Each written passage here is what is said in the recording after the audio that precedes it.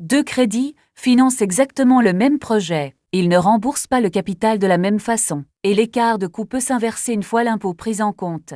La différence ne se voit pas sur la mensualité, elle se voit à la fin. Dans un prêt amortissable, chaque mensualité rembourse une part de capital et une part d'intérêt. Le capital restant dû diminue, donc les intérêts baissent avec le temps. Dans un in-fine, on ne paie que les intérêts.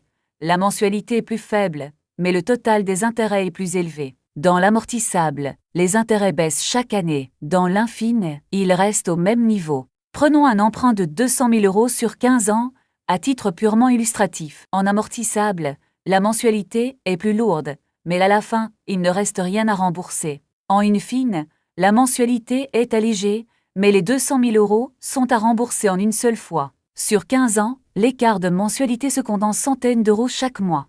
En apparence, l'amortissable est moins cher. Mais pour un investisseur locatif fortement fiscalisé, les intérêts, in fine, plus élevés, sont déductibles des revenus fonciers. L'impôt baisse et le coût net peut passer sous celui de l'amortissable. Le classement dépend donc de votre tranche d'imposition et de vos revenus fonciers, pas d'une règle générale. Il n'y a donc pas de bonne réponse universelle. Sans enjeu fiscal, l'amortissable minimise le coût total du crédit. Avec une forte imposition foncière et une épargne à nantir, l'in-fine prend son sens.